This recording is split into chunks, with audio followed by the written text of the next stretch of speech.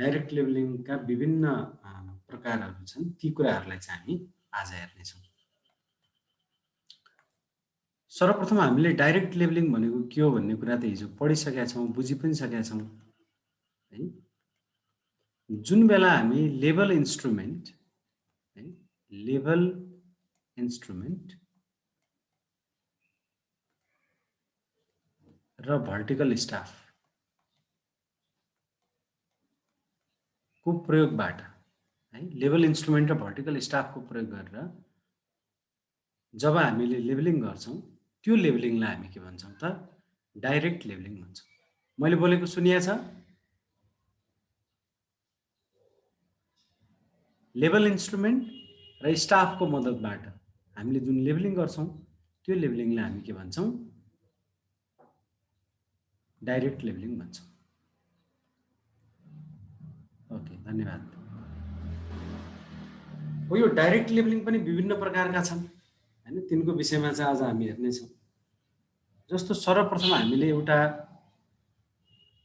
Simple labelling भनेर भन्छौँ है, सिम्पल लेबलिङ। यो भनेको के हो त भन्दाखेरि हामीलाई दुईवटा बिन्दुहरू बीचको उचाइको भिन्नता चाहिएको थियो हैन। लेबलिङमा गर्ने त त्यही हो, दुईटा बिन्दु बीचको उचाइको भिन्नता हामीले निकाल्ने हो।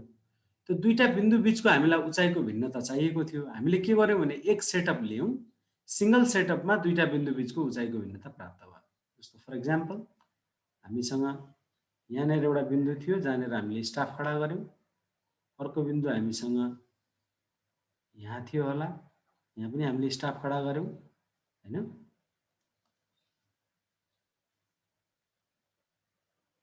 त्यसपछि यो दुईटा बिन्दुको बिचमा हामीले के गर्यौँ?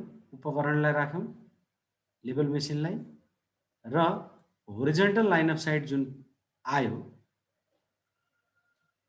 हैन, यो होरिजेन्टल लाइन अफ साइटले चाहिँ जहाँ जहाँ काटेको छ त्यो रिडिङहरू हामीले रेकर्ड गर्यौँ। जस्तो यहाँनिर यहाँ काट्यो, यहाँनिर यतापट्टि काट्यो है।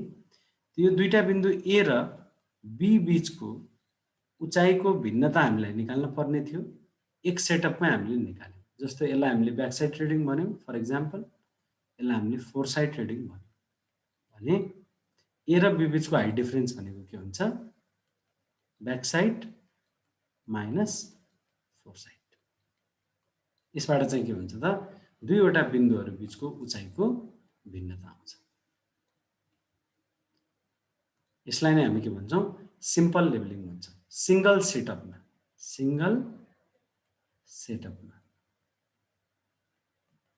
के भयो त? दुईवटा बिन्दुहरू बीचको उचाइको भिन्नता प्राप्त भयो। यसलाई हामी के भन्छौँ? सिम्पल लेबलिङ भन्छौँ।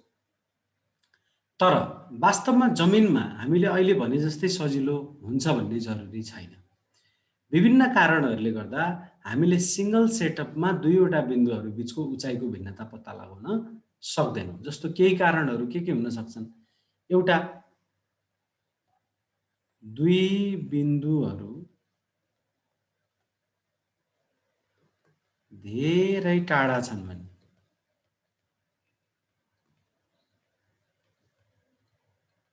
हामीले सिम्पल लेबलिङ गर्न सक्छौँ? सक्दैनौँ। किनभने ब्याक साइड रिडिङ र फोर साइड रिडिङ धेरै टाढा टाढा पढ्न पर्ने छ।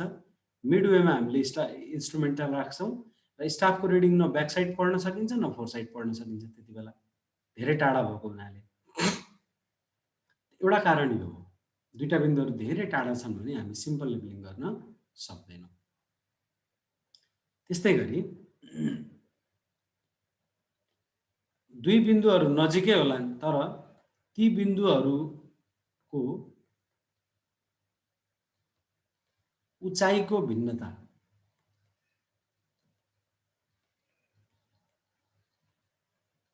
धेरै छ भने पनि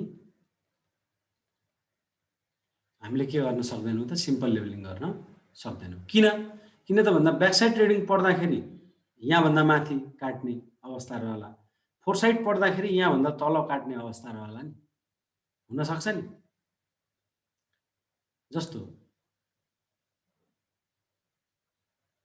यो इमेजिन गर न, यहाँनिर ब्याक साइड पढ्नु थियो, यहाँनिर फोर साइड पढ्न थियो। इन्स्ट्रुमेन्टलाई हामीले राख्यौँ यहाँनिर। अब होरिजेन्टल लाइन अफ साइट हामीले खिच्यौँ। हेर त, होरिजेन्टल लाइन अफ साइट खिच्दाखेरि के प्राप्त भयो त भन्दाखेरि यतापट्टि ब्याक साइड रिडिङ पढ्दाखेरि आकाशमा काटियो, फोर साइड रिडिङ पढ्दाखेरि भुइँमा काटियो। यस्तो अवस्था हुन्थ्यो नि तिमीहरूलाई होइन, जुन बेला चाहिँ अन्डुलेटिङ टेरेनमा चाहिँ तिमीले लेबलिङ गरेका छौ भने यो समस्या भएका होला होइन।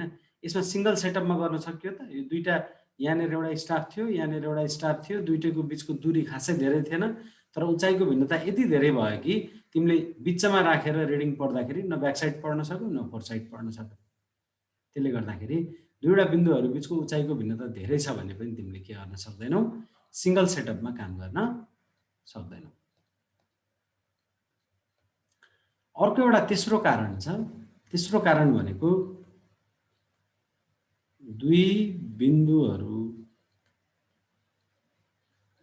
बीच कुनै अवरोध अब्स्टेकल है, कुनै अवरोध आयो भने पनि तिमीले के गर्न सक्दैनौ त, सिङ्गल सेटअपमा काम गर्न सक्दैनौ। जस्तो यसो तिमी एउटा चाहिँ घरको कोठामा बसिरह होला अहिले होइन। इमेजिन गर त्यो घरको कोठाभित्रको एउटा कुनै बिन्दु र इमिडिएटली के अरे त्यो पर्खालभन्दा पारिको अर्को बिन्दु, अथवा भनौँ न घरकै छेउछाउका दुईटा बिन्दुहरू तर एउटा ओल्लो छेउ अर्को पल्लो छेउ भयो भने त्यो दुईटा बिचको दूरी त खासै धेरै हुँदैन, तर बिचमा घर परिदियो नि त होइन। बिचमा घर परेको हुनाले चाहिँ हामीले सिङ्गल सेटअपमा काम गर्न सक्ने अवस्था नहुन पनि सक्छ होइन। त्यसले गर्दाखेरि सिङ्गल सेटअपमा काम नहुने अवस्थाहरू के हुन् भनेर चाहिँ अब्जेक्टिभ क्वेसनमा सोध्यो भने दुई बिन्दुहरू धेरै टाढा छन् भने पनि हामी सिङ्गल सेटअपमा काम गर्न सक्दैनौँ। दुई बिन्दुहरूको उचाइको भिन्नता धेरै छ भने पनि हामी सिङ्गल सेटअपमा काम गर्न सक्दैनौँ। दुई बिन्दुहरू बिच कुनै अवरोध आयो भने पनि हामी के गर्न सक्दैनौँ त, सिम्पल लेबलिङमा काम के अरे सिङ्गल सेटअपमा काम गर्न सक्दैनौँ, अर्थात् सिम्पल लेबलिङ गर्न सक्दैनौँ। निम्नमध्ये सिम्पल लेबलिङ गर्न नसकिने अवस्था कुन हो भनेर यी तिनटै दिएर माथिका सबै भन्यो भने माथिका सबै भन्ने लगाउनु। मेन कुरा चाहिँ कुरोको चुरो बुझ्न पर्यो। किन यो दुई बिन्दुहरू धेरै टाढा छन् भने किन सिम्पल लेबलिङ गर्न सकिन्न? किनभने सिम्पल लेबलिङ भनेको सिङ्गल सेटअपमा कम्प्लिट हुने हो। सिङ्गल सेटअपमा कम्प्लिट हुनका लागि त ब्याक साइड रिडिङ पनि पढ्न सक्नु पर्यो, फोर साइड रिडिङ पनि पढ्न सक्नु पर्यो। यदि दुईटा बिन्दुहरू धेरै टाढा छन् भने तिमीले ब्याकवर्ड स्टाफलाई पनि राम्रोसँग रिड गर्न सक्दैनौ, फरवर्ड स्टाफलाई पनि राम्रोसँग रिड गर्न सक्दैनौ। त्यसले गर्दा यो अवस्थामा पनि तिमीले सिम्पल लेबलिङ गर्न सक्दैनौ। त्यस्तै गरी दुईटा बिन्दुहरू बिचको उचाइको भिन्नता अधिक छ भने त्यस्तो अवस्थामा ब्याकवर्ड स्टाफ पढ्दा आकाश काटिने होइन, फरवर्ड स्टाफ पढ्दा भुइँ काटिने हुन्छ। स्टाफको त काटिँदैन काहीँ पनि।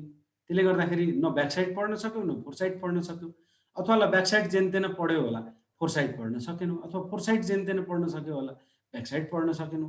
त्यसले गर्दाखेरि होइन यो कुनै एउटा मात्र रिडिङ पढ्न सकिएन भने पनि त हाइट डिफरेन्स निकाल्न सकिन्छ त, सकिँदैन। त्यसले गर्दाखेरि दुईवटा बिन्दुहरू बिचको उचाइको भिन्नता धेरै छ भने पनि हामीले सिङ्गल सेटअपमा काम गर्न सक्दैनौँ है। त्यस्तै गरी दुई बिन्दुहरू बिच कुनै अवरोध आयो भने त कुनै पनि हालतमा सिङ्गल सेटअपमा काम हुने कुरै भएन होइन। दुईवटा बिन्दुको बिचमा घर छ भनेपछि तिमी स्टाफ कहाँ राख्छ, इन्स्ट्रुमेन्ट कहाँ राख्छौ? ल स्टाफ त जहाँ हो त्यहीँ राखौला होइन, इन्स्ट्रुमेन्ट कहाँनिर राख्छौ? त्यसले गर्दाखेरि के गर्नुपर्ने हुन्छ त, मल्टिपल सेटअपमा काम गर्नुपर्ने अवस्था रहन्छ होइन। सिङ्गल सेटअपमा काम भएन भने मल्टिपल सेटअपमा काम गर्नुपर्ने हुन्छ र त्यो लेबलिङलाई नै हामी के भन्छौँ त, डिफरेन्सियल लेबलिङ भन्छौँ।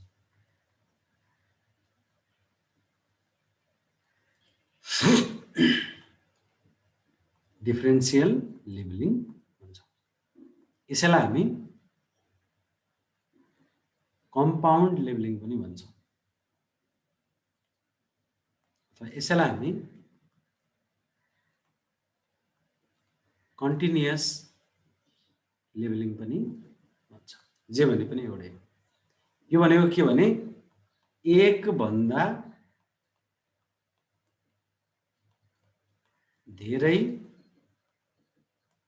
सेटअपमा हामीले के गर्ने त दुई बिन्दु बीचको उचाइको भिन्नता पत्ता लगाउने।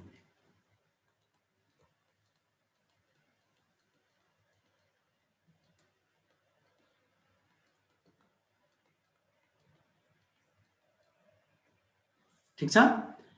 यदि दुईवटा बिन्दुहरू धेरै टाढा छन् अथवा दुईटा बिन्दुहरू बीचको उचाइको भिन्नता धेरै छ अथवा दुईवटा बिन्दुहरू बीच कुनै अवरोध आउने अवस्था रह्यो भने यस्तो अवस्थामा हामीले सिंगल सेटअपमा काम गर्न सक्दैनौँ, मल्टिपल सेटअपमा काम गर्छौँ।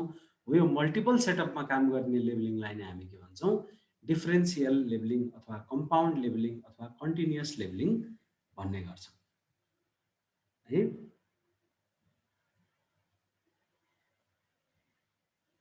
ठीक छ। त यहाँनिर उचाइको भिन्नता ब्याकसाइड माइनस फोरसाइडले दियो। यो भनेकै last RL minus first RL हो कि होइन। बीको आरएल माइनस ए को आरएल भनेको के हुन्छ ब्याकसाइड माइनस फोरसाइड हुन्छ। यो कसरी भन्ने कुरा हिजो हामीले हेरिसक्यौँ। त्यस्तै गरी यसमा चाहिँ के हुन्छ भने उचाइको भिन्नता दुईवटा बिन्दुहरू बीचको उचाइको भिन्नता भनेको के हुन्छ त ब्याकसाइडहरू हामीले धेरै लिएका हुन्छौँ। ती धेरै ब्याकसाइडहरूको योगफल माइनस हामीले फोरसाइडहरू पनि धेरै लिएका हुन्छौँ। ती धेरै लिएका फोरसाइडहरूको योगफललाई घटाइदियो भने त्यो दुईटा बीचको डिफरेन्सले के दिन्छ त हाइट डिफरेन्स दिन्छ। तिमीहरूले सम्झेका होलाउ last RL minus first RL भनेकै के हो त हाइट डिफरेन्स बिट्विन 2 पोइन्ट्स हो। दुई बिन्दु बीचको उचाइको भिन्नता भनेको last RL minus first RL हो। त्यो भनेकै summation backsight minus summation foresight हो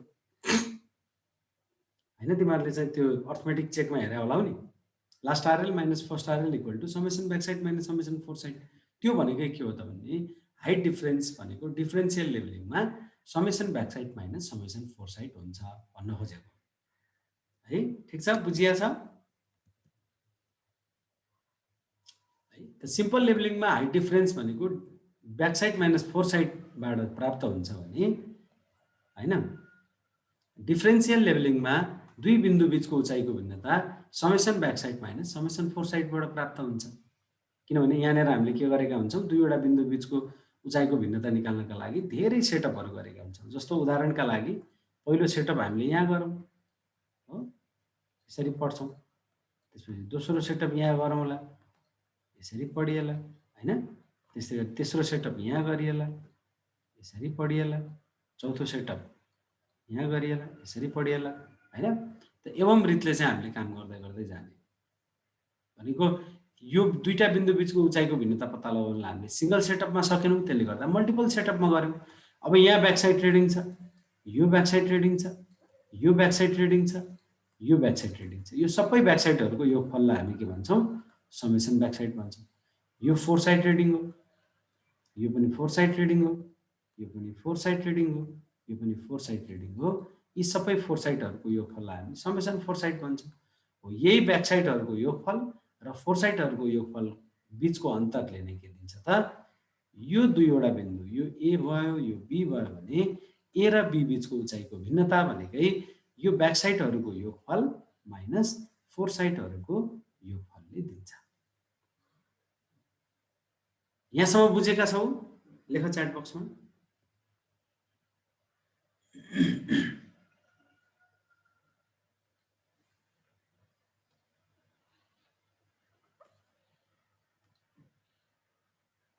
ओके, अब हेरौँ हामी डिफरेन्सियल लेभलिङ अन्तर्गत नै अर्को एउटा छ फ्लाइ लेभलिङ भन्ने।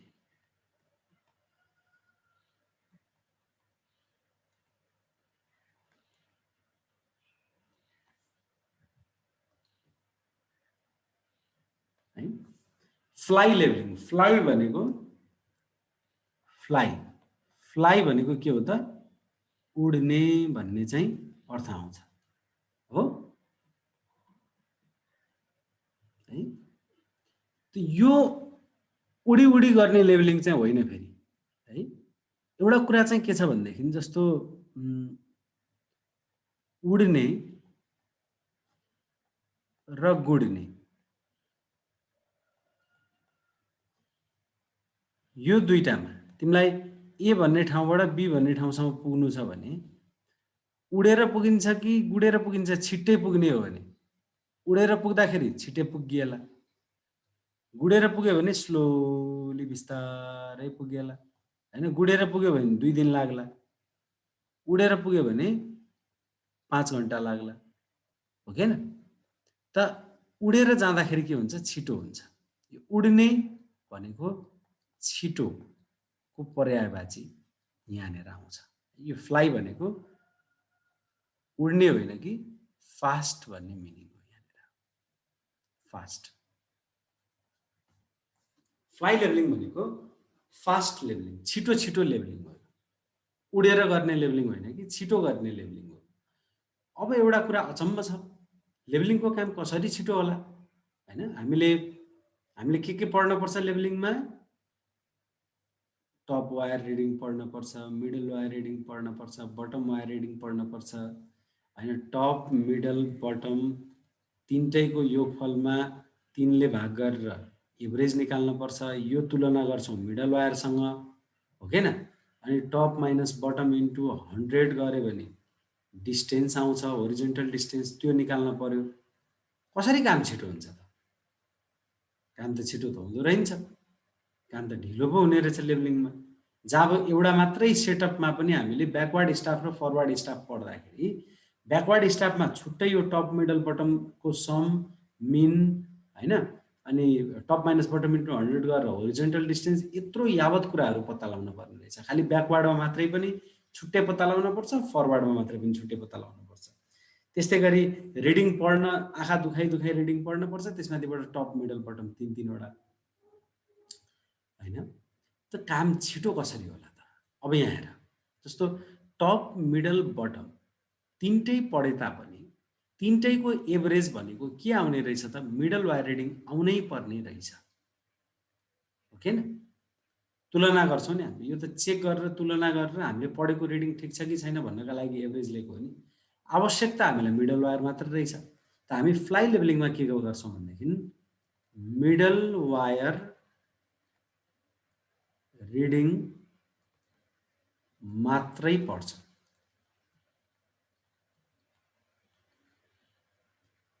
किन त भन्दा हामीलाई उचाइको भिन्नता पत्ता लगाउनका लागि आखिरमा हामीलाई चाहिने त यो ब्याकवर्ड स्टाफको मिडल वायर रिडिङ, फरवर्ड स्टाफको मिडल वायर रिडिङ नै चाहिने त हो नि आखिर। अनि ब्याक साइड माइनस 4 साइड गरेर हाइट डिफरेन्स आउने हो भनेको। आखिर आवश्यक पर्ने मिडल वायर नै हो भने यो टप र बटम किन पढ्ने? चल हामी यो टप र बटमलाई हामी के भन्छौँ? स्टाडिया रिडिङ भन्छौँ हैन। यो स्टाडिया रिडिङ किन पढ्ने त?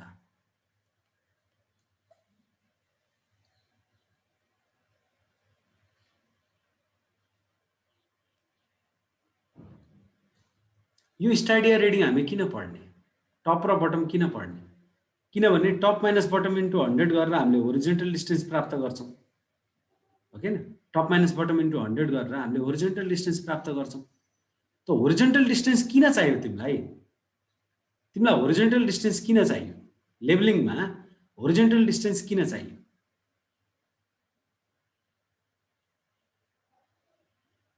हामीलाई चाहिने त आखिरमा यो 2 बिन्दु बीचको उचाइको भिन्नता हो।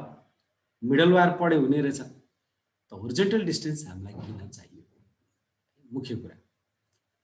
त त्यसो हुँदाखेरि हामीले मिडल वायर रिडिङ मात्रै पढ्छौँ। मिडल वायर रिडिङ मात्रै पढ्न साथ तिम्रो के भयो त? यो टप मिडल बटमको सम मिन निकाल्ने कामहरू गर्नु परेन, डिस्टेन्स निकाल्ने काम गर्नु परेन है। अनि अर्को कुरा, डिस्टेन्स ननिकाल्दा के फरक पर्छ, निकाल्दा के हुन्छ? हामीले टप मिडल बटम यो स्टाडिया वायर, टप र बटमको स्टाडिया वायर समेत पढेर हामीले होरिजेन्टल डिस्टेन्स निकाल्दै गर्दा हामीलाई फाइदा के छ? किन निकाल्नु पर्यो हामीले होरिजेन्टल डिस्टेन्स? त डिस्टेन्स निकाल्ने के का लागि भनेदेखि टलरेन्स हेर्नका लागि, हाम्रो चाहिँ के अरे भनौँ न चेक गर्नका लागि, भनौँ न चेक गर्नका लागि। तिमीले पढेका होला यो के अरे लेभलिङमा फर्स्ट अर्डरको लेभलिङको लागि प्लस माइनस कति हो 1.1 रुट के मिलिमिटर वेयर के इज डिस्टेन्स इन किलोमिटर पढायो होला नि यो कुरा हैन त यो टलरेन्स निकाल्नको लागि यो के भन्ने त यो होरिजेन्टल डिस्टेन्स हो नि त आखिर हैन त यो डिस्टेन्सहरु पनि त हामीलाई चाहिने रहेछ यहाँबाट ब्याकवर्ड स्टाफ बिचको यो डिस्टेन्स d1 होला यो फरवर्ड स्टाफतिरको डिस्टेन्स d2 होला फेरि यहाँनेर यो डिस्टेन्स d3 होला त यस्ता सबै d1 d2 d3 हैन जति आउँछन् ती सबै डिस्टेन्सहरुलाई जोडेपछि बल्ल टोटल डिस्टेन्स आउने होला नि त यो किलोमिटरमा त्यसलाई चाहिँ अब यो मिटरमा आएको छ भने पनि किलोमिटरमा चेन्ज गर्न पर्ला हो हैन त यसरी यो जुन हामीले काम गर्यौं यो चाहिँ मतलब यो डिस्टेन्स आवश्यक पर्ने रहेछ भनेर भन्ने कुरा जुन हामीले देख्यौं त्यो केका लागि त भन्दाखेरि हाम्रो एक्युरेसी चेक गर्नको लागि एक्युरेसी एसेसमेन्टका लागि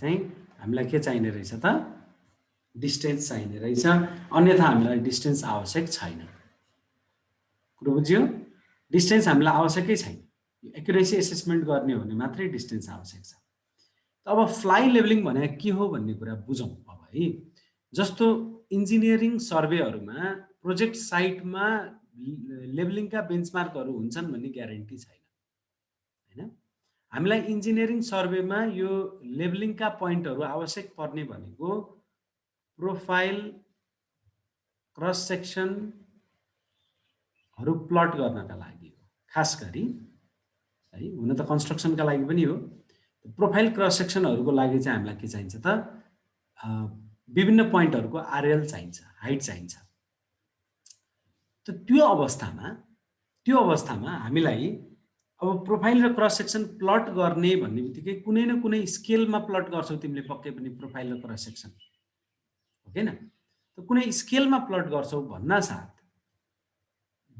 भनौं न मिलिमिटरको एक्युरेसी भित्र तिमीले काम गर्यौ भने पनि त्यति एक्युरेसी भित्र त तिमीले त्यो के रे ग्राफमा देखाउन त सक्दैनौ नि ग्राफमा तिमी त मिटर अथवा सेन्टिमिटरसम्म मात्र देखाउन सक्छौ हैन त त्यसले गर्दाखेरि तिमीलाई जति आवश्यक छ जति शुद्धता आवश्यक छ त्यो भन्दा बढी शुद्धतामा काम गरियो भने इकोनोमी अफ एक्युरेसीको खिलाफ हुन्छ भन्छौ नि हामी हाम्रो सर्वेक्षणको जुन सिद्धान्त छ एउटा इकोनोमी अफ एक्युरेसी जति एक्युरेसी हामीलाई आवश्यक छ त्यो एक्युरेसी भन्दा बढी एक्युरेसीमा हामीले काम गर्नु हुँदैन किनभने त्यसको अर्थ छैन हैन र जति शुद्धता हामीलाई आवश्यक पर्छ त्यो भन्दा कम शुद्धतामा काम गर्यो भने त्यो कामै लाग्दैन भनेर भन्छौँ हामी हैन इकोनोमी अफ एक्युरेसी भनेको त्यही हो नि त यहाँनेर तिमीलाई के रे यो एक्युरेसी आवश्यकै छैन त एक्युरेसी एसेसमेन्ट किन गर्न पर्यो जब एक्युरेसी एसेसमेन्ट गर्नै पर्ने छैन भने डिस्टेन्स किन चाहियो जब डिस्टेन्स नै चाहिने छैन भने टप र बटम किन चाहियो मिडल वायरले काम गरिरहेछ हैन त्यसो हुँदाखेरि फ्लाइ लेभलिङ भनेको के रे बेन्चमार्क देखि प्रोजेक्ट साइटसम्म हाइट क्यारी गर्ने उद्देश्यले गर्ने लेभलिङ हो जुन लेभलिङमा हामी के गर्छौं त मिडल वायर रिडिङ मात्रै पढ्छौं त्यसकारण यो फास्ट हुन्छ र यो फ्लाइ भनेको फास्टको पर्यायवाची हो यो केसमा क्लियर भयो कि भएन लेख च्याट बक्समा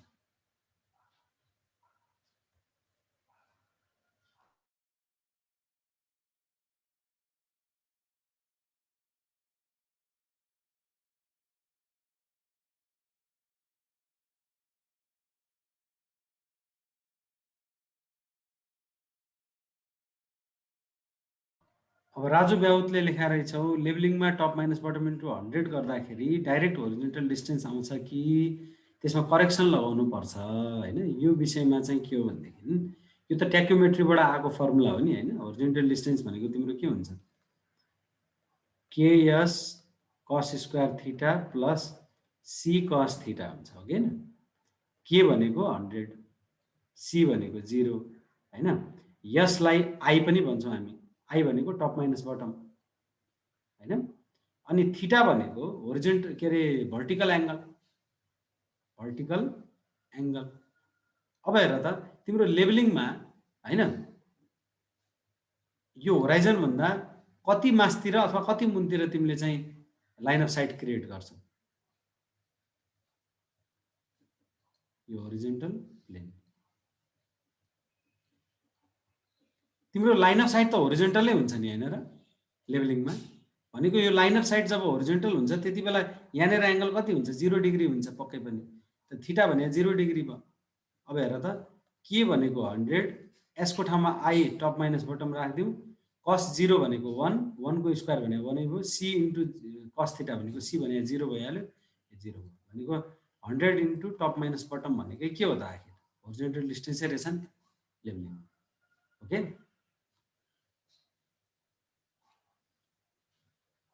ओके अब हामी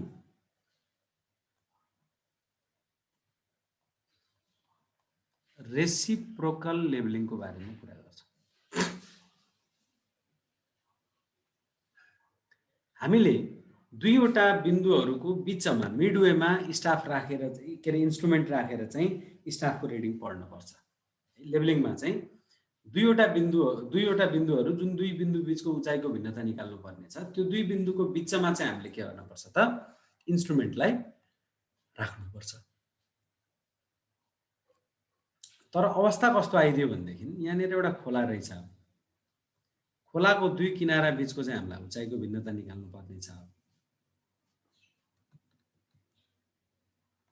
एउटा बिन्दु यहाँनिर छ, यहाँ हामीले स्टाफ राख्यौँ। यहाँ अर्को बिन्दु छ, यहाँ पनि हामीले स्टाफ राख्यौँ।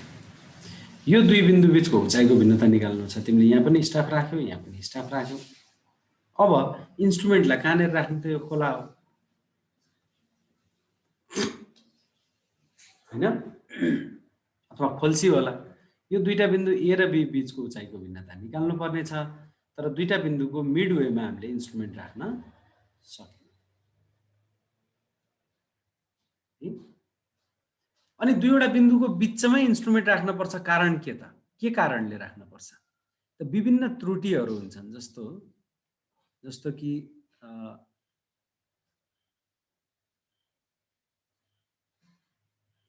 कर्वेचरको कारणले गर्दाखेरि आउने एरर हैन।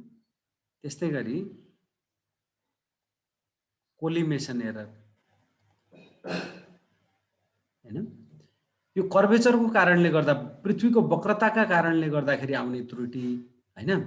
तिम्रो लाइन अफ साइट होरिजेन्टल नभएर अलिकति हल्का डेभिएसन तलतिर अथवा मासतिर छ भनेदेखि त्यस्तो अवस्थामा आउने एरर कोलिमेसन एरर हैन। यी त्रुटिहरूका कारणले गर्दाखेरि चाहिँ हामीले के गर्नुपर्छ त दुईवटै बिन्दुको बिचतिर उपकरण राख्नुपर्छ ताकि कर्वेचरको प्रभाव र कोलिमेसनको प्रभाव ब्याक साइड रिडिङमा जति आउँछ फोर साइड रिडिङमा पनि त्यति नै आओस्। किनभने यो दूरी बढे सँगसँगै बढ्छ, कर्वेचरको प्रभाव पनि दूरी बढे सँगसँगै कोलिमेसनको प्रभाव पनि बढ्छ। त ब्याक साइड स्टाफ र फरवर्ड स्टाफ दुईटै चाहिँ तिम्रो इन्स्ट्रुमेन्टबाट बराबरी दूरीमा छन् भने यसमा आउने यी दुईटा त्रुटिहरू र यसमा आउने यी दुईटा त्रुटिहरू के हुने भयो त आपसमा बराबर हुने भए र यसबाट यो घटाउँदाखेरि बराबरीबाट बराबरै त्रुटि घटाउँदाखेरि यसमा त्रुटि रहित रिजल्ट आउने भयो नि त उचाइको भिन्नता निकाल्दाखेरि। त्यसो हुँदाखेरि हामीले के गर्छौँ त दुईवटा बिन्दु बिचको उचाइको भिन्नता निकाल्दाखेरि उपकरणबाट स्टाफको दूरी बराबरी राख्छौँ हैन। तर अब परिस्थिति यस्तो आइदियो कि हामीले चाहिँ के गर्नु पर्यो त बिचमा खोला आइदियो, खोला जस्तो अवरोध आइदियो जस कारणले गर्दा दुईटा बिन्दु बिचको उचाइको भिन्नता निकाल्नलाई हामीले बिचमा इन्स्ट्रुमेन्ट राख्न सकेनौँ। त गर्छौँ के त भन्दाखेरि यस्तो अवस्थामा दुईवटा सेटअपमा काम गर्छौँ हामी। पहिलो सेटअप एउटा बिन्दुको चाहिँ नजिक इन्स्ट्रुमेन्टलाई राख्छौँ। त्यति बेला हामी के गर्छौँ त स्टाफ रिडिङ पढ्छौँ पहिलो सेटअपमा हैन। यो के हो त सेटअप 1 हैन। यति बेला ए मा पढिएको रिडिङलाई मैले A1 भने, बी मा पढेको रिडिङलाई मैले B1 भने। किनभने सेटअप 1 पहिलो सेटअपमा ए भन्ने स्टाफमा पढेको रिडिङलाई A1 भनियो, बी भन्ने स्टाफमा पढेको रिडिङलाई B1 भनियो। ठिक छ। त अब यो अवस्थामा हामीले उचाइको भिन्नता निकाल्ने हो भने हैन ए र बी बिचको उचाइको भिन्नता निकाल्ने हो भने हामीले के गर्न पर्छ ए मा पढिएको staff reading back side minus fore sight भने जस्तै हैन, ए मा पढिएको स्टाफ रिडिङ माइनस बी मा पढिएको स्टाफ रिडिङ गरेर हामीले ए र बी बीचको उचाइको भिन्नता निकाल्न सक्छौँ। तर यहाँ हेरौँ त, यो इन्स्ट्रुमेन्ट स्टाफबाट नजिकमा छ। अघि हामीले के भन्यौँ, यो कर्वेचर र कोलिमेसनको प्रभाव भनेको दूरी बढे सँगसँगै बढ्ने प्रकृतिको हुन्छ र सँगसँगै यो रिफ्र्याक्सनको एरर पनि त्यस्तै हो। रिफ्र्याक्सन पनि के हुन्छ, दूरी बढे सँगसँगै बढ्छ हैन। इन्स्ट्रुमेन्टदेखि लिएर स्टाफसम्मको दूरी बढे सँगसँगै बढ्ने खालका त्रुटिहरू हुन्छन्। तर रिफ्र्याक्सनको प्रभाव चाहिँ ठ्याक्कै यिनीहरू जस्तो चाहिँ हिसाबै अनुसारको बढ्ने घट्ने भन्ने हुँदैन। यद्यपि केही हदसम्म चाहिँ रिफ्र्याक्सन पनि के हो त, दूरी बढे सँगसँगै बढ्ने नै हुन्छ। त्यो हिसाबले तिमीले यो A1 भन्ने जुन रिडिङ स्टाफ ए मा लिएका छौ, त्यो रिडिङ भनेको के हुन्छ, त्यो रिडिङ त्रुटि रहित होला, किनभने नजिक छ, अथवा भए पनि कम प्रभाव होला, नगन्य रूपमा प्रभाव होला A1 मा। यी विभिन्न त्रुटिहरूलाई मैले ई भनेर भने भने यो ई को प्रभाव यो A1 भन्ने स्टाफ रिडिङमा असाध्यै न्यून होला, जबकि यो बी भन्ने स्टाफ त धेरै टाढा छ नि त। हेर त, खोलाको पारिपट्टि छ। त्यसले गर्दाखेरि यो B1 भन्ने रिडिङ के छ, त्रुटिपूर्ण छ। त्यसो हुँदाखेरि मैले यसलाई डेल्टा H1 भन्ने नाम दिएँ र यो के छ त, त्रुटिपूर्ण छ। त्रुटिपूर्ण उचाइको भिन्नता छ।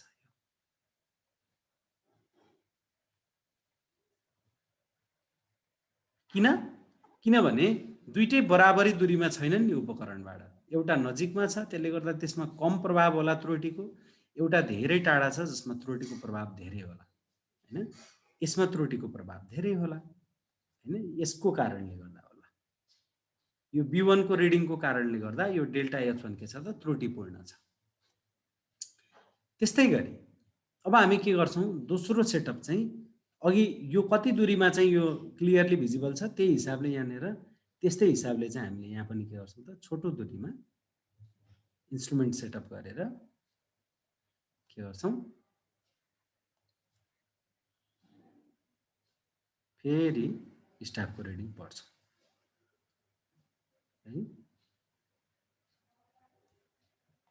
है। त यति बेला हामीले ए मा लिएको रिडिङलाई के भनौँ त भन्दाखेरि A2 भनौँ र बी मा लिएको रिडिङलाई B2 भनौँ। यो के हो त, दोस्रो सेटअप। हामी पारिपट्टि, खोलाको पारिपट्टि पनि सेटअप गर्छौँ। त त्यति बेला यो दुईटा बिन्दु बीचको उचाइको भिन्नतालाई मैले डेल्टा H2 भने हैन। र यो भनेको के हुन्छ त, A2 माइनस B2, किनभने ए र बी बीचको उचाइको भिन्नता हामी निकाल्दैछौँ हैन। अघि हामीले A1 माइनस B1 गरे जस्तै अब चाहिँ हामी A2 माइनस B2 गर्छौँ है। त यसरी दुईटा बिन्दु बीचको उचाइको भिन्नता यहाँनिर निकाल्ने क्रममा यसमा पनि के छ त भन्दा यो पनि त्रुटिपूर्ण छ। किन त भन्दा यो B2 त नजिक छ, B2 भन्ने रिडिङ, यो बी भन्ने स्टाफ नजिक छ, त्यसले गर्दा B2 भन्ने रिडिङमा त्रुटिको प्रभाव कम होला, किनभने दूरी बढे सँगसँगै त्रुटिको प्रभाव बढ्ने हो। कम दूरीमा त्रुटि कम हुन्छ, नगन्य हुन्छ, शून्य हुन्छ हैन। तर टाढा लिएको स्टाफको रिडिङमा त्रुटि बढ्दै जाने हुन्छ। यसर्थ यो A2 भन्ने जुन रिडिङ छ त्यो रिडिङ के छ, बढी त्रुटि छ यसमा हो। अब ध्यान दिउँ, अब अप्ठ्यारो के पर्यो त भन्दाखेरि यो पनि त्रुटिपूर्ण छ। त्रुटिपूर्ण उचाइको भिन्नता, यो दुईटै सेटअपमा चाहिँ हामीले जुन उचाइको भिन्नता डेल्टा H1 र डेल्टा H2 निकाल्यौँ, यो दुईटै के छ त, त्रुटिपूर्ण छ हो। अब हेरौँ त, यदि मैले यो पहिलो सेटअप र यो पहिलो सेटअपमा यो उपकरण र यो स्टाफ ए बीचको दूरी मैले जति राखेँ त्यति नै दूरी मैले यता पनि राख्छु भन्दैछु अघि मैले, हो कि हैन। त भन्नुको मतलब यो A1 मा आउने त्रुटि र B1 मा आउने त्रुटि जुन नगन्य मात्रामा छ त्यो बराबर हुने भयो।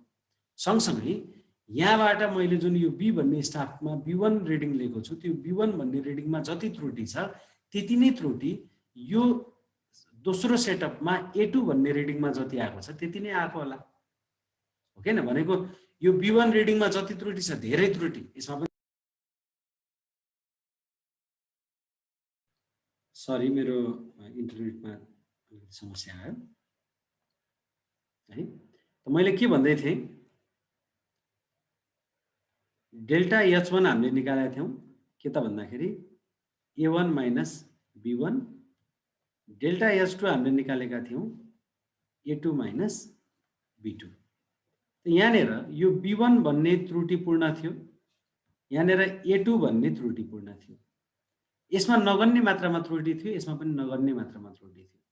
त यो दुईटामा भएको त्रुटि बराबर छ, यो दुईटामा भएको त्रुटि बराबर छ, तर यो पनि त्रुटिपूर्ण छ, यो पनि त्रुटिपूर्ण छ। हेर है, त्यसो हो भने हामी दुईटै जोड दियौँ भने के हुन्छ, delta H1 plus delta H2 गरिदियो भने के हुन्छ हेर त, A1 minus B1 plus A2 minus B2 हुन्छ। A1 minus B1 plus A2 minus B2 हुन्छ हो। अब हेर त, यो B1 मा आउने त्रुटि माइनसमा छ, A2 मा आउने त्रुटि प्लसमा छ। त यो त्रुटि र यो त्रुटि त क्यान्सल भयो नि। अब यो B1 मा आउने र A2 मा आउने त्रुटि यहाँ छ त छैन, यो जोड्दाखेरि चाहिँ त्यो त्रुटि क्यान्सल आउट भएर गयो। हेर त, यो A1 मा आउने, यो A1 मा आउने झिनो त्रुटि, मानौँ न A1 मा आउने झिनो त्रुटि E र B2 मा आउने झिनो त्रुटि E, यो के छ, प्लसमा छ, यो माइनसमा छ। यो पनि के भयो त क्यान्सल भयो दुईटा जोड्दाखेरि। अब हेर त, A1 minus B1 plus A2 minus B2 गर्दाखेरि यो त्रुटि रहित छ, त्रुटि रहित छ। अघि यो डेल्टा H1 त्रुटि सहित थियो, यो डेल्टा H2 त्रुटि सहित थियो, तर जब हामीले दुईटै जोड्यौँ यहाँनिर चाहिँ त्रुटि के भयो त, हटेर गयो, हटेर गयो। हट्ने त्रुटि हटेर गयो, घट्ने त्रुटि घटेर गयो हो। केही त्रुटि हटेर गयो, केही त्रुटि घटेर गयो। तर अब एक हिसाबले यो के भयो त, त्रुटि रहित भयो। तर हामीलाई चाहिएको थियो दुईटा बिन्दु बीचको उचाइको भिन्नता। यहाँ आयो कि, यहाँ आयो दुईवटा बिन्दु बीचको उचाइको भिन्नताको दोब्बरी आयो नि त, यहाँ त दोब्बर आयो नि। त्यसले गर्दा हामी के गर्छौँ भनेदेखि, दुईवटा बिन्दु बीचको उचाइको भिन्नता भनेको यसको आधी गर्न पर्ला, यो त दोब्बर भयो, त्यसले गर्दा यसको आधी गर्न पर्ला। भनेको A1 minus B1 plus A2 minus B2 divided by 2। यसरी चाहिँ हामीले के गर्न सक्छौँ त, दुईवटा बिन्दु बीचको उचाइको भिन्नता निकाल्न सक्छौँ।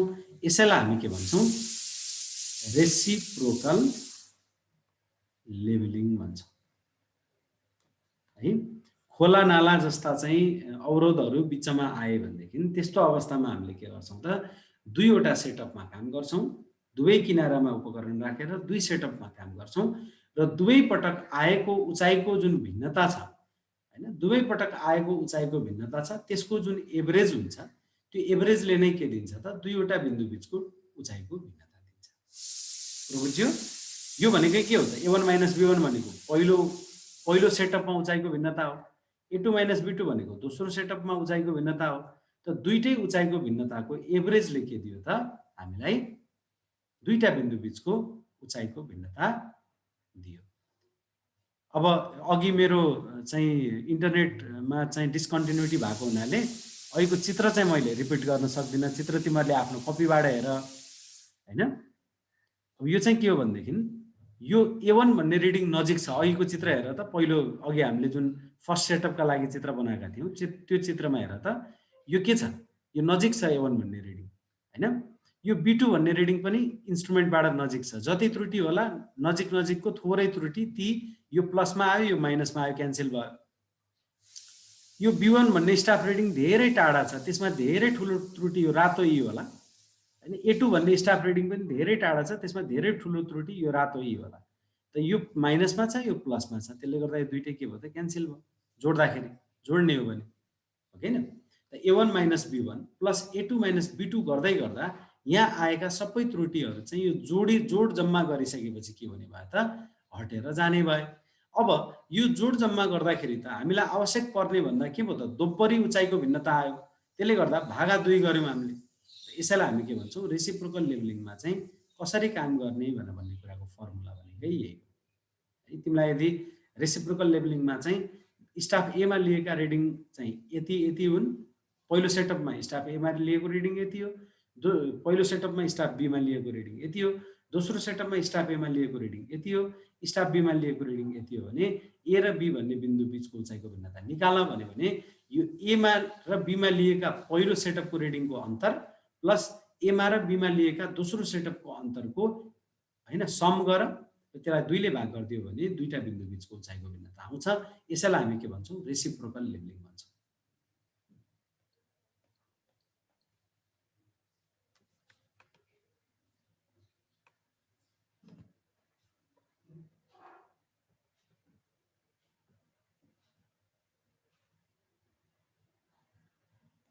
ओके, चेक लेभलिङ है। यो चेक लेभलिङ पनि हाम्रो जेनरली डिफरेन्शियल लेभलिङ नै हो हैन। जुन के का लागि प्रयोग गरिन्छ त भनेर भन्दाखेरि लेभलिङकै कामलाई चेक गर्नका लागि प्रयोग गरिन्छ। जस्तो तिमी यो बिन्दु ए बाट बिन्दु बी तिर जाँदैछौ। मैले हिजो 14 डेज सेक्सनको बारेमा कुरा गरेको थिएँ नि। यो फरवर्ड मुभ गर्ने टोलीले के गरेको? यो ए को आधारमा बी को उचाइ निकाल्न गएको हो नि। तर यो बी बाट पनि एउटा टोली यता मुभ गर्छ। त्यो टोली के का लागि मुभ गरेको हो त भन्दा यसले गरेको कामको चेक गर्नका लागि हो। किनभने ए बाट ए र बी बीचको उचाइको भिन्नता जति छ त्यो यो बाटो जाँदाखेरि होस् वा यो बाटो जाँदाखेरि होस् एउटै आउनु पर्छ, हो किन? त्यसले गर्दाखेरि यो दुईटा बिन्दु बीचको उचाइको भिन्नता दुईटा फरक फरक रुट प्रयोग गर्दाखेरि एउटै आइरहेको छ कि छैन त्यसबाट चाहिँ कामको चेक हुने पनि इन्डिपेन्डेन्ट चेक भन्छौँ नि हामी। Independent check. इन्डिपेन्डेन्ट चेक भनेको तिमी एकहोरो मात्रै यताबाट काम गर्दै गयो भनेदेखि तिम्रो कामको चेक कसरी हुन्छ त? हुँदैन नि। तिमीले त रिपिट पनि गर्न पर्यो नि त, फर्केर पनि आउनु पर्यो नि, अनि न कामको चेक हुने भयो। दुईटा बिन्दु बीचको उचाइको भिन्नता यसरी जाँदा कति आएको थियो, यताबाट आउँदा कति आइरहेछ, त्यसबाट न चेक हुने भयो। त लेभलिङको कार्यको शुद्धता जाँच गर्नका लागि गरिने लेभलिङलाई नै हामी के भन्छौँ? चेक लेभलिङ भन्छौँ। अर्को छ प्रिसाइज लेभलिङ अथवा जियोडेटिक लेभलिङ अथवा हायर अर्डर लेभलिङ है। यो प्रिसाइज लेभलिङ अथवा जियोडेटिक लेभलिङ अथवा हायर अर्डर लेभलिङ भनेको के हो त भन्दाखेरि उच्च दर्जाका बेन्चमार्कहरू स्थापना गर्नका लागि गर्ने जुन लेभलिङ हुन्छ त्यो लेभलिङ भनेको के हो त? प्रिसाइज लेभलिङ अथवा जियोडेटिक लेभलिङ अथवा हायर अर्डर लेभलिङ। यसका लागि हामी के गर्छौँ त भन्दाखेरि विशेष प्रकारको माइक्रोमिटर जडित लेभल उपकरणको प्रयोग गर्छौँ र इन्भार स्टाफको प्रयोग गर्छौँ हैन प्रिसाइज लेभलिङका लागि। अब आजकल त डिजिटल लेभल मेसिनहरू पनि आइसकेका छन्। त्यसले गर्दा डिजिटल लेभल मेसिनहरू पनि उपयोग गर्न सकिन्छ हैन। हाई प्रिसाइज डिजिटल लेभल मेसिनहरू उपयोग गरेर हैन उच्च दर्जाका नियन्त्रण बिन्दुहरू स्थापना गर्छौँ हैन। उच्च दर्जाका बेन्चमार्कहरू स्थापना गर्नका लागि गर्ने जुन लेभलिङ हुन्छ त्यो लेभलिङ भनेको प्रिसाइज लेभलिङ अथवा जियोडेटिक लेभलिङ अथवा हायर अर्डर लेभलिङ है। नेपालको सन्दर्भमा हेर्ने हो भनेदेखि जुन रेड बुकमा हामीले हेर्न सक्छौँ, रेड बुकमा फर्स्ट अर्डर, सेकेन्ड अर्डर र थर्ड अर्डर लेभलिङ जुन छ, यो फर्स्ट अर्डर, सेकेन्ड अर्डर र थर्ड अर्डर लेभलिङहरू जुन बेन्चमार्कहरू स्थापना गर्नका लागि गरिएका छन् यी लेभलिङलाई हामी के भन्छौँ? प्रिसाइज लेभलिङ अथवा जियोडेटिक लेभलिङ अथवा हायर अर्डर लेभलिङ भन्छौँ।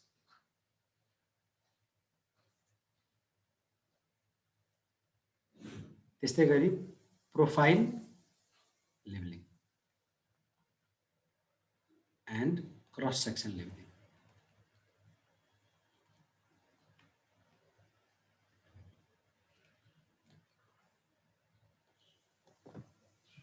यो भने के हो भन्ने कुरा पहिला बुझ है।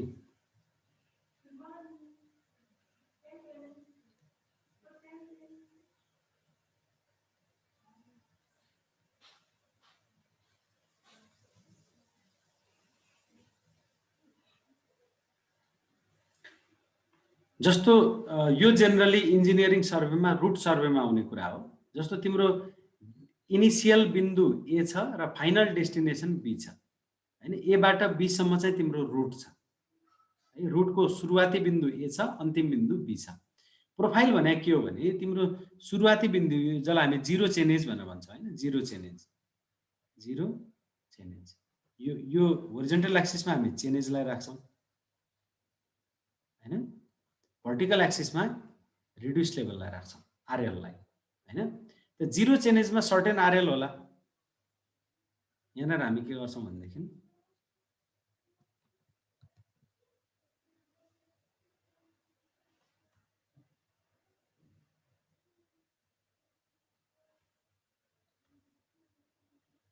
यहाँनिर यस्तो गज्याङ मज्याङ गरिदिन्छौँ कि त्यो भनेको चाहिँ यो जिरो भए पनि यो एकैचोटि 14-1500 आओस् अथवा कति चाहिने हो त्यति आओस् कि होइन।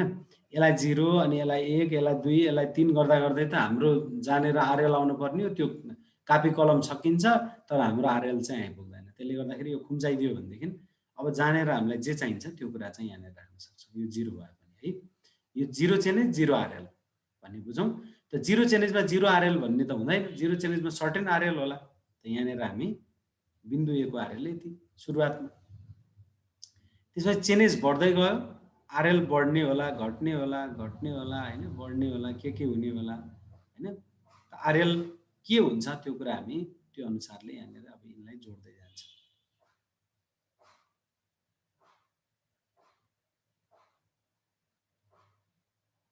यसलाई के भन्छ त, यो बिन्दु ए देखि बी सम्म जाने क्रममा कस्तो अन्डुलेसन छ त भन्ने कुरा देखाउँछ प्रोफाइलले। ठिक छ, प्रोफाइलले के देखाउने रहेछ त, दुईवटा बिन्दुहरू बीचको चाहिँ अन्डुलेसन कस्तो रहेछ भन्ने कुरा देखाउने रहेछ। अब हेरौँ त, एक हिसाबले हेर्दाखेरि यो रुटमा होइन, रुटमा तिम्रो ए देखि बी सम्मको दूरी त असाध्यै धेरै होला, धेरै किलोमिटरमा होला। तर ए देखि बी बीचको उचाइको भिन्नता पनि किलोमिटरमै आउँछ त आउँदैन नि। त्यसले गर्दा हामीले के गर्छौँ भने होरिजेन्टल एक्सिसलाई फरक स्केलमा राख्छौँ, भर्टिकल एक्सिसलाई फरक स्केलमा राख्छौँ होइन। किनभने यो यसको ग्रेजुएसन तिमीले जति राखेका छौ यहाँनिर पनि त्यति नै ग्रेजुएसन राख्यौ भने त के हुन्छ, दूरी जति बढ्या छ त्यति नै आरएल बढ्छ भन्ने जरुरी छ र, अथवा दूरी जति घट्या छ त्यति नै आरएल घट्छ भन्ने जरुरी छ र, छैन नि होइन। तिमीले इमेजिन गर त, त्यो बङ्गालको खाडीबाट सगरमाथाको टुप्पा कति होरिजेन्टल डिस्टेन्स टाढा होला, तर भर्टिकल डिस्टेन्स कति छ जम्मा जम्मी 8848 पोइन्ट समथिङ होइन। भनेको झन्डै 9 किलोमिटरको हाराहारीमा, बढी से बढी भर्टिकल डिस्टेन्स 9 किलोमिटर, तर होरिजेन्टल डिस्टेन्स कति किलोमिटर कति धेरै किलोमिटर छ हो कि न। भनेको के भनेदेखि तिम्रो दूरी बढे सँगसँगै उचाइको भिन्नता त्यही अनुसारले बढ्ने घट्ने भइदिया भए हुन्थ्यो, तर उचाइको भिन्नता थोरै मात्र घट्ने बढ्ने हुन्छ, तर दूरी त दुईवटा रुटहरू बिचको दूरी, दुईवटा बिन्दुहरू बिचको रुटमा डिस्टेन्स भनेको त धेरै हुन्छ नि। जस्तो कोलपुरबाट सुर्खेतसम्मको दूरी कति हो, धेरै होला नि होइन, तर उचाइको भिन्नता कति हो, त्यही अनुसारको किलोमिटरमै छ त उचाइको भिन्नता छैन होला, पक्कै पनि केही मिटरमा होला।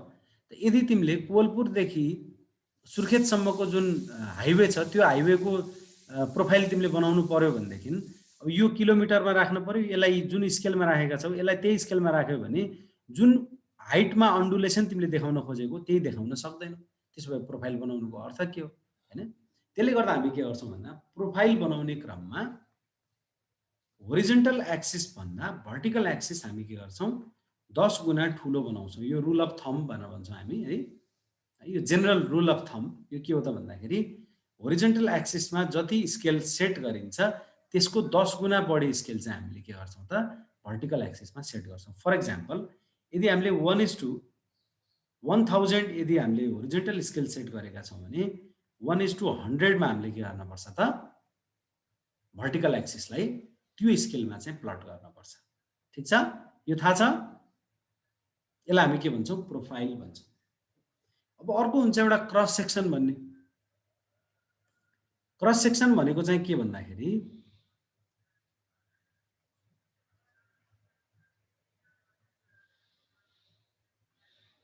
क्रस सेक्सन भनेको चाहिँ तिमी एउटा सर्टेन चेनेजमा छौ, जस्तो यो 0 चेनेज भयो होला, यो 100 मिटरको चेनेज भयो होला, यो 200 मिटरको चेनेज होला, यो 300 मिटरको चेनेज होला। त मैले यसलाई के गरेँ भने 0 + 300 भन्नुको मतलब यो के हो त 300 मिटरको चेनेज हो। 300 मिटरको चेनेजमा मैले क्रस सेक्सन प्लट गर्दैछु भने त्यो भनेको के हो भने यो ठ्याक्कै अलाइनमेन्टको सेन्टर पोइन्ट हो। भनेको एबाट बीतिर हामी जाँदैछौँ, यो 300 को ठ्याक्क यो जुन बिन्दु छ, यो बिन्दुको आरएल यहाँ जति छ नि, हो यो आरएल भनेको त्यति नै हो। यहाँ हामी भर्टिकल एक्सिसमा आरएल राख्छौँ हो।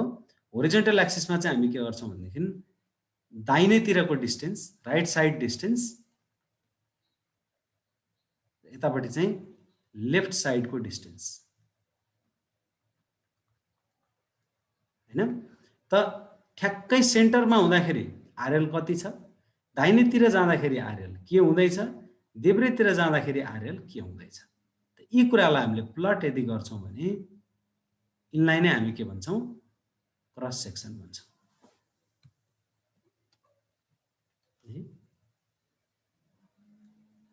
यसलाई यहाँ तल जोडिदिउँ र यसलाई कलर गरिदिउँ। यो भनेको के हो त, क्रस सेक्सन।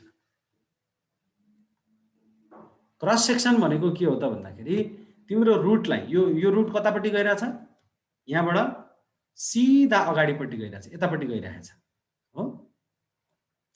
त्यो अगाडिपट्टि गइरहेको रुटको जस्तो यो भनौँ न, यसको दायाँ बायाँ हामीले लिएको हो कि रुट यसरी गइरहेछ हैन।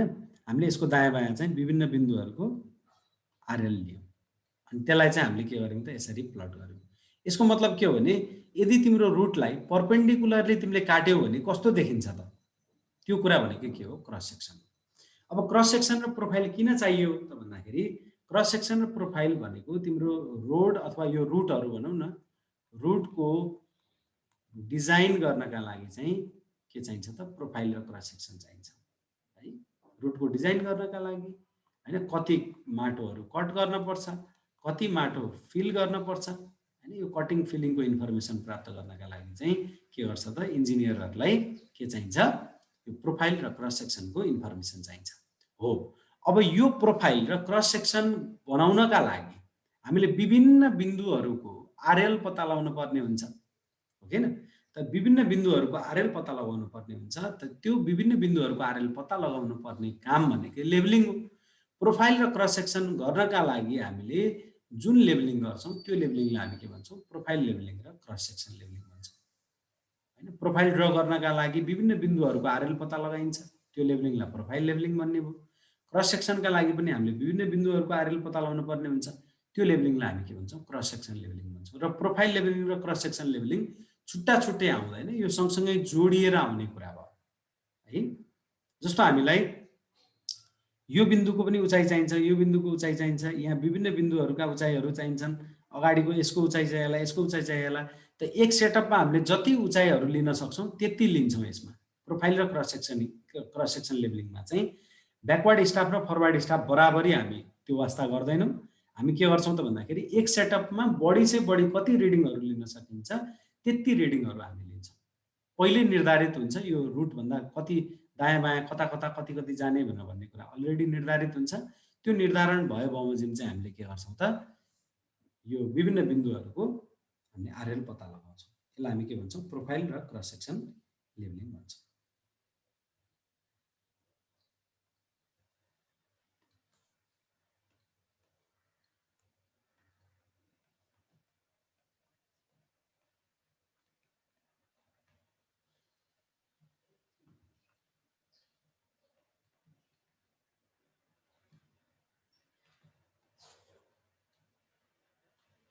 आरएल पत्ता लगाउने तरिकाहरू, methods of reduction of level. RL पत्ता लगाउने विभिन्न मेथडहरू छन्, ती के हुन् भन्ने कुरा।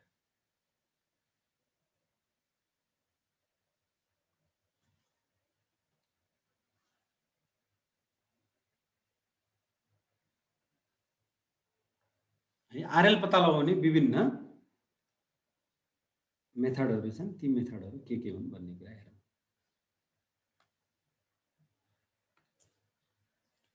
जस्तो मसँग दुईवटा बिन्दुहरू छन्, दुईटा बिन्दु बिचको मलाई उचाइको भिन्नता निकाल्नु पर्ने छ।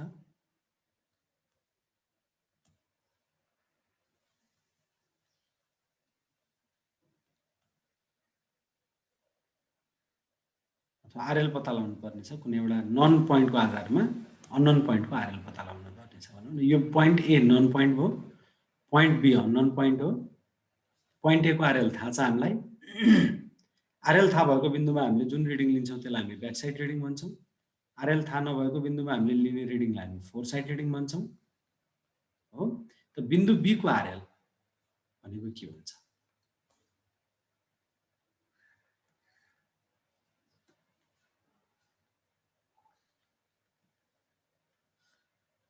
बराबर के हुन्छ? बिन्दु ए को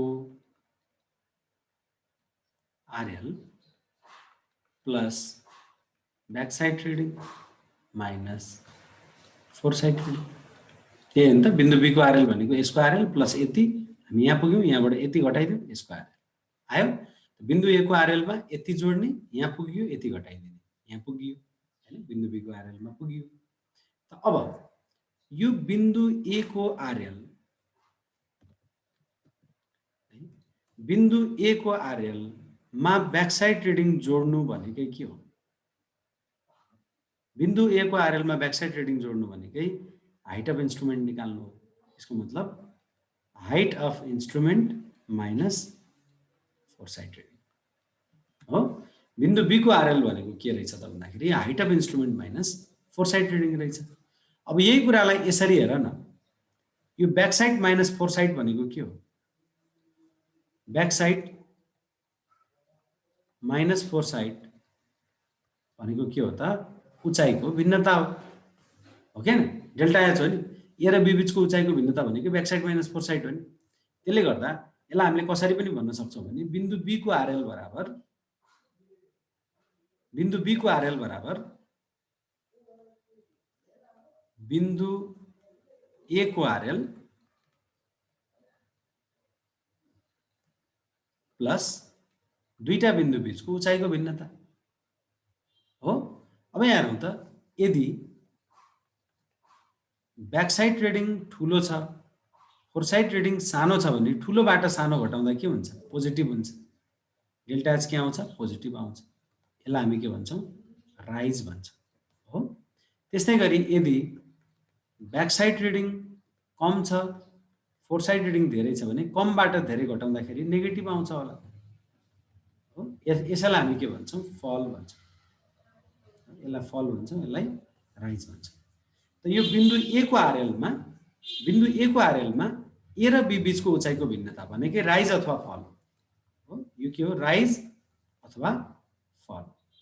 त ए को आरएलमा ए र बी बीचको उचाइको भिन्नता हामीले जोड्ने हो भने बिन्दु बी को उचाइ आउँछ। यो जोड्ने भन्दै गर्दा तिमीले के बुझ्न पर्यो भनेदेखि मानिलिउँ बिन्दु ए को आरएल 1500 छ, ए र बी बीचको उचाइको भिन्नता फल छ। फल भनेकै माइनस के हो? माइनस 10 मिटर छ भनौँ न। ए र बी बीचको उचाइको भिन्नता 10 मिटर फल छ हैन भने पनि तिमीले यो प्लस चिन्हलाई चाहिँ नछोड, प्लसै गर्ने हो। फल भनेको माइनस हो, माइनस 10 मिटर। त 1500 मिटर प्लस माइनस 10 मिटर भनेको कति हुन्छ? 1490 मिटर हुन्छ हैन। त्यसले गर्दाखेरि बिन्दु ए को आरएलमा दुईटा बिन्दु बीचको उचाइको भिन्नता सधैँभरि जोड्ने भन्ने सम्झ है। कहिले जोड्ने, कहिले राइज भए जोड्ने, फल भए घटाउने भन्ने सम्झनै पर्दैन, सिधै जोड्ने भन्ने बुझ। र एउटा कुरा के बुझ भने उचाइको भिन्नता पोजिटिभ भनेको राइज हो, नेगेटिभ भनेको फल। उचाइको भिन्नता नेगेटिभ छ भने नेगेटिभै राख्ने, यहाँ पोजिटिभ छ भने पोजिटिभै राख्ने, तर यो अगाडिको प्लस साइनलाई चाहिँ नछोड्ने है। जहिले पनि यही बुझ, बिन्दु बी को आरएल भनेको अघिल्लो बिन्दुको आरएलमा दुईटा बिन्दु बीचको उचाइको भिन्नता जोड्ने हो। ठिक छ? यसरी चाहिँ हामीले अर्को बिन्दुको उचाइ निकाल्न सक्छौँ। त यसमा चाहिँ हामीले दुईवटा तरिका देख्यौँ। एउटा भनेको हाइट अफ इन्स्ट्रुमेन्ट निकालेर गर्न सकिने रहेछ, एउटा चाहिँ राइज र फल निकालेर गर्न सकिने रहेछ हो कि हैन। त भनेको methods of reduction of level भनेको के रहेछ त? एउटा height of instrument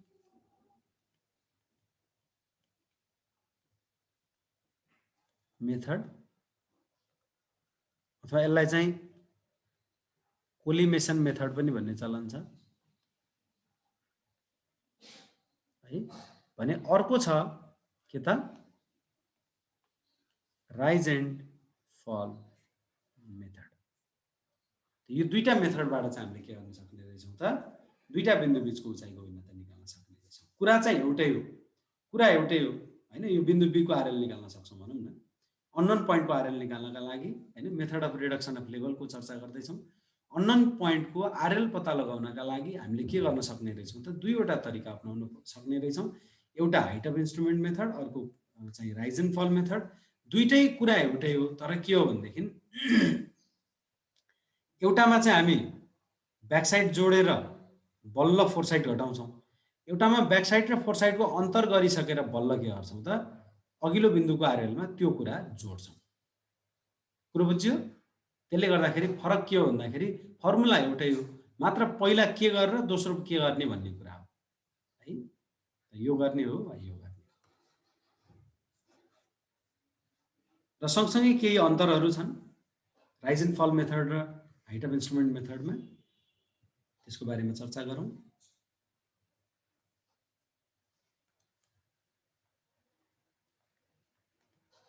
rise and फल मेथड, अर्को हाइट अफ इन्स्ट्रुमेन्ट मेथड। अब राइज एन्ड फल मेथडमा के हुन्छ त भन्दाखेरि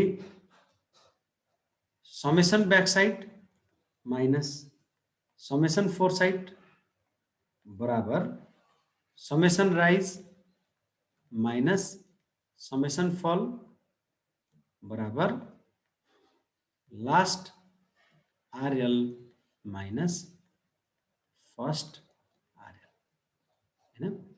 यति चेक हुने भयो। जबकि हाइट अफ इन्स्ट्रुमेन्टमा के हुन्छ, एउटा मात्रै चेक हुने भयो हैन। Summation backsight minus summation foresight equal to last RL minus first RL है।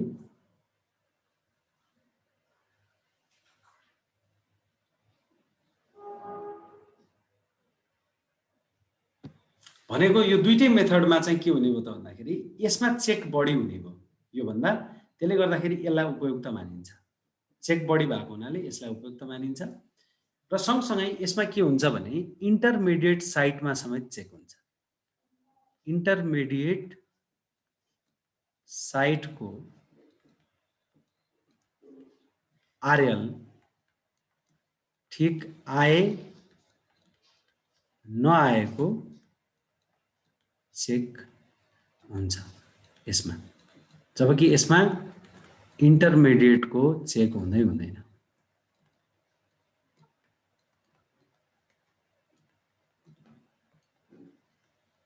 हैन। किन त भन्दाखेरि यहाँ हेरौँ त, यसमा इन्टरमिडिएट साइटको रिडिङ पनि राइज र फल निकाल्नलाई काम लाग्छ नि हैन। हामीले प्रत्येक इन्टरमिडिएट स्टेसन पनि अघिल्लो स्टेसन भन्दा कतिको उकालो वा ओह्रालोमा छ भन्ने कुरा हामीले निकालिराखेका हुन्छौँ।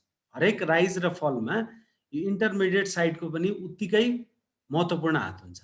तर यहाँ हेरौँ त, यो लास्ट आरएल र फर्स्ट आरएल हैन, यो लास्ट आरएल पनि लास्ट पोइन्ट भनेको पनि इन्टरमिडिएट पोइन्ट होइन, फर्स्ट पोइन्ट भनेको पनि इन्टरमिडिएट पोइन्ट होइन। यो ब्याक साइडमा पनि इन्टरमिडिएट साइड रिडिङ आएन, फोर साइडमा पनि इन्टरमिडिएट साइड रिडिङ आएन। भनेपछि यहाँनिर त इन्टरमिडिएट साइडको त केही पनि वास्तै हुने रहन्छ हैन। त्यसले गर्दाखेरि हाइट अफ इन्स्ट्रुमेन्ट मेथडमा इन्टरमिडिएट साइडको चेक हुँदैन, जबकि राइज एन्ड फल मेथडमा इन्टरमिडिएट साइडमा चेक हुन्छ है।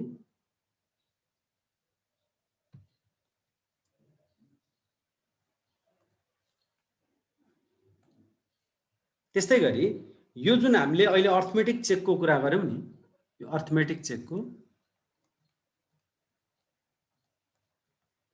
यो अर्थमेटिक चेक भनेको नि तिम्रो फिल्डको डेटा ठिक छ कि छैन भन्ने कुराको चेक होइन। फिल्डको डेटा ठिक बेठिकको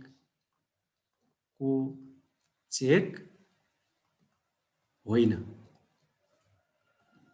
है।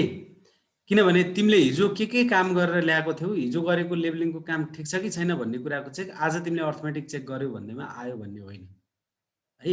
यो अर्थमेटिक चेक भनेको के को चेक हो? हिसाबको चेक हो, हिसाबको चेक हो। तिमीले गरेको हिसाब ठिक छ कि छैन भन्ने कुराको चेक हो यो। है हिजो तिमीले फिल्डमा डेटा ल्याउँदाखेरि चाहिँ त्यो डेटा सही शुद्ध ढङ्गबाट तिमीले प्राप्त गरेको हो कि होइन भन्ने कुराको चेक अर्थमेटिक चेकले दिँदैन। ठिक छ? त्यसो भए तिमीले हिजो फिल्डमा ल्याएको डेटा ठिक छ कि छैन भन्ने कुराको चेक केले दिन्छ? चेक लेभलिङले दिन्छ। होइन? चेक लेभलिङ भनेको तिम्रो कामको शुद्धता जाँच गर्नका लागि गर्ने लेभलिङ हो। है तिमीले गरेको काम शुद्ध छ कि छैन भन्ने कुराको चेक गर्ने भनेको चेक लेभलिङले हो, अर्थमेटिक चेकले होइन। अर्थमेटिक चेकले तिमीले गरेको हिसाब मिल्यो मिलेन भन्ने कुराको चेक हो। है अब एउटा प्रश्न,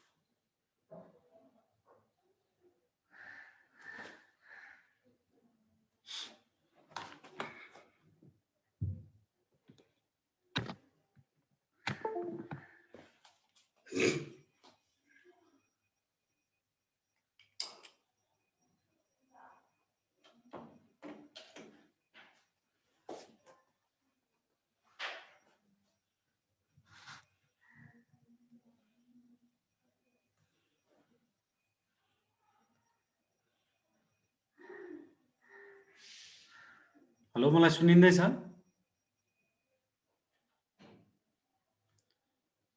यो summation back side minus summation fore side equals to last RL minus first RL कुन मेथडको अर्थमेटिक चेक हो?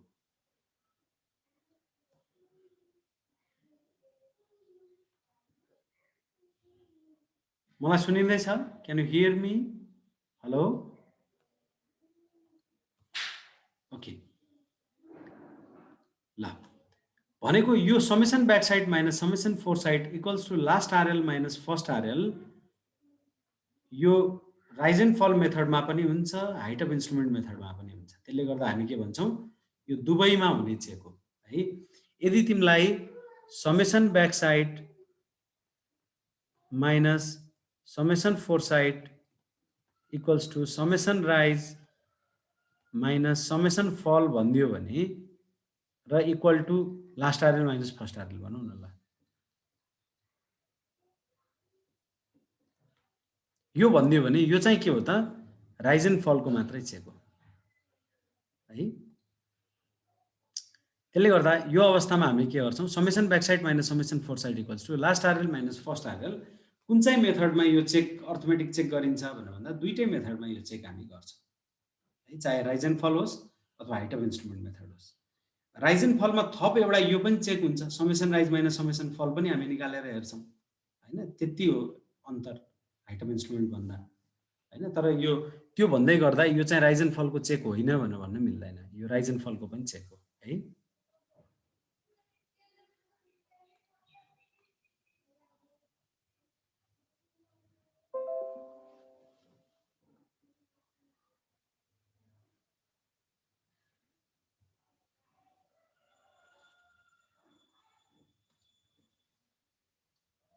ओके,